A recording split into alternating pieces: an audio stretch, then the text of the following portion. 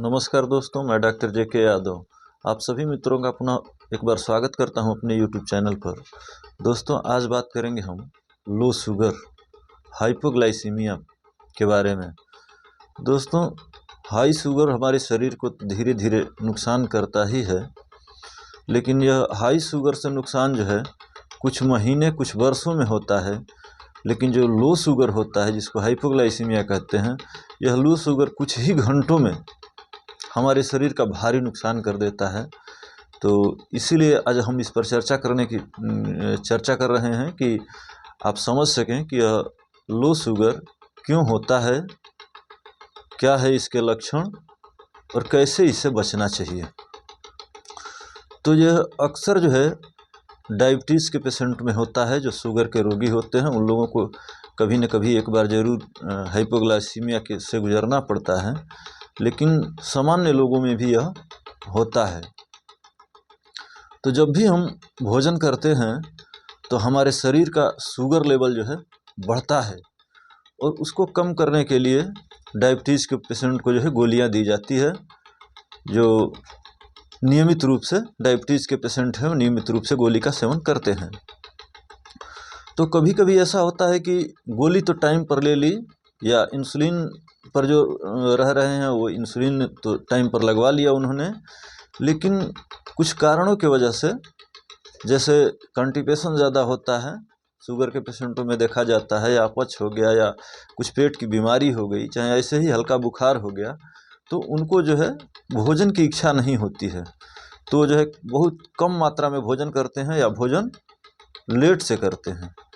तो अब ऐसे में हमारे शरीर का शुगर लेवल बढ़ नहीं पाता है भोजन नहीं करने की वजह से, और दूसरे तरफ जो है दवाई की वजह से शुगर और डाउन होने लगता है, और हाइपोग्लाइसीमिया के शिकार हो जाते हैं लोग। और एक और इसका वजह होता है कि अगर किडनी का कोई रोग है, लीवर का कोई रोग है, या पैंक्रियाज में हमारी कोई तकलीफ़ है, तो इसके वजह से भी डायबिटीज़ के पेशेंट को भी होता है। साथ साथ जो डायबिटीज़ के पेशेंट नहीं हैं, कोई डायबिटीज़ की गोली नहीं ले रहे हैं, कभी उनको शुगर नहीं है, उनको भी हाइपोग्लाइसीमिया होने का खतरा होता है या हो जाता है। तो ऐसे में जब भी हम कहीं दूर या किसी इमरजेंसी सिचुएशन में हैं, तो हमको जो है अपने साथ कुछ चीज़ें रखना चाहिए, जैसे ग्लूकोज का पाउडर ले लें, आप ग्लूकोन डी ले लें, या कुछ फ्रूट्स वगैरह जो है रखें अपने पास, ताकि जब भी आपको यह हाइपोग्लाइसीमिया का लक्षण दिखाई दे तो आप तुरंत उसको खाकर मेंटेन कर सकें।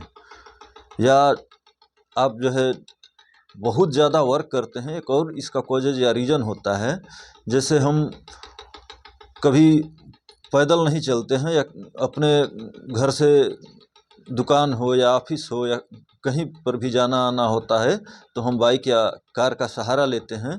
और कभी कभी ऐसी समय परिस्थितियाँ आती हैं कि हमको 2-3 किलोमीटर तक लंबा पैदल चलना पड़ गया, या दौड़ना पड़ गया, या मान लीजिए कि कोई फिजिकल एक्टिविटी जैसे जिम उम भी करने लगे कि चलिए आज तक तो नहीं कर रहा था, बट धीरे धीरे ठंड ख़त्म हो गया, अब हमको जो है फिजिकल एक्टिविटी में भी शामिल होना चाहिए। तो जो लोग ऐसे फिजिकल एक्टिविटी में तुरंत शामिल हो जाते हैं, तो इसमें भी ये होता है कि हमारे बॉडी की मसल्स जो है इस शुगर को खा जाती हैं, और शुगर बर्न होता है, इसमें जलता है शुगर। तो इस तरह से भी आपको फिजिकल एक्टिविटी की वजह से भी, या पैदल चलने की वजह से भी शुगर जो है बहुत कम हो जाता है। और दूसरे तरफ आप नियमित गोलियां लेते रहते हैं, इसके वजह से शुगर और कम हो जाता है, जिससे हम पुनः जो है हाइपोग्लाइसीमिया की तरफ बढ़ जाते हैं, या हमको हाइपोग्लाइसीमिया हो जाता है। और इसको हम पहचानेंगे कैसे? समय रहते अगर पहचान लेंगे तो हम तुरंत इसको रिकवर कर सकते हैं।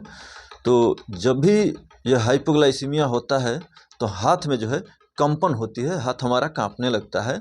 दूसरा लक्षण है कि पसीना आने लगता है, धड़कनें तेज हो जाती हैं, या घबराहट भी हो सकती है। अब जब यह नॉर्मल शुगर का लेवल हमारा जो है 60 होता है, उसके बाद जब घटने लगता है तो यह 50 या 40 के 15 या मोर देन 40 के अराउंड होता है। तो इस तरह के लक्षण हमको दिखाई देने लगते हैं।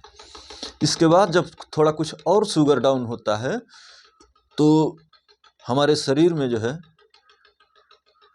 कंपन, घबराहट और ये पसीने वगैरह होने के साथ साथ हमारे पूरे शरीर में घबराहट के साथ साथ ब्रेन की एक्टिविटी भी कम होने लगती है।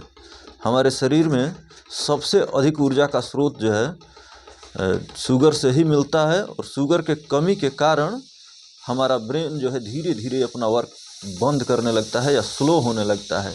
उस स्थिति में हम बैठे बैठे सोने लगते हैं या बेहोशी की प्रक्रिया होने लगती है या सोए सोए हम बेहोश हो जाते हैं।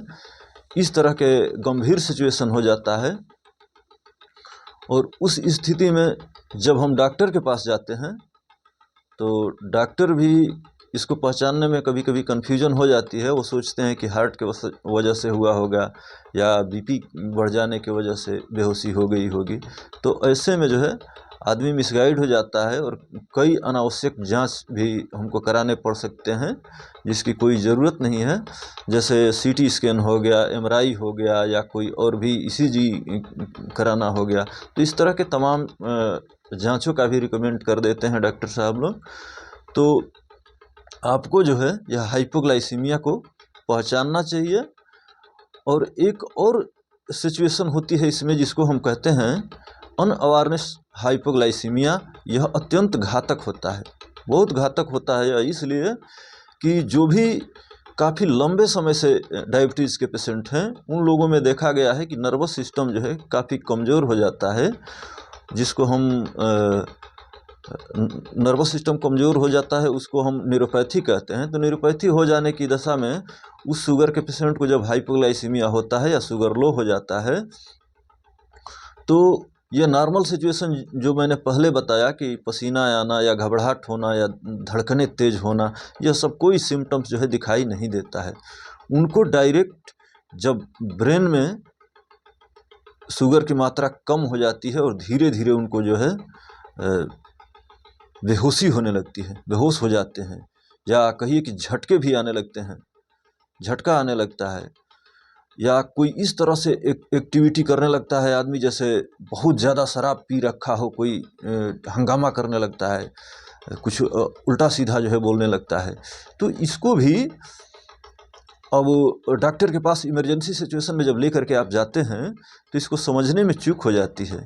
कभी कभी डॉक्टर समझता है कि झटके की बीमारी हो गई इनको, या हार्ट से कोई प्रॉब्लम हो गया, या कोई और दिक्कत हो गई।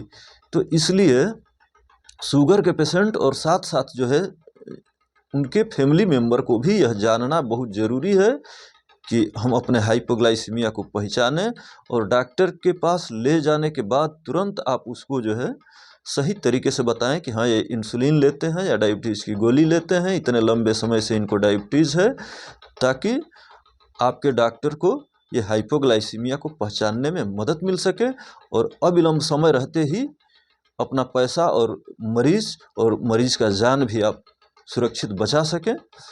निश्चित तौर पे हम समझ रहे हैं कि यह इन्फॉर्मेशन जो है आपको काफ़ी अच्छा लगा होगा। अगर इससे कोई आपको हेल्प मिलता है, अच्छा लगता है, तो आप अपने मित्रों में इसको शेयर करें, सब्सक्राइब करें, क्योंकि यह जानना अति ज़रूरी है। जो भी डायबिटीज़ के पेशेंट हैं या उनके परिजन हैं उनको यह जानना ज़रूरी है कि हाइपोग्लाइसीमिया कैसे होता है और इसको जो है किस तरह से बचाया जाए। बहुत बहुत धन्यवाद, बहुत बहुत धन्यवाद। जय हिंद।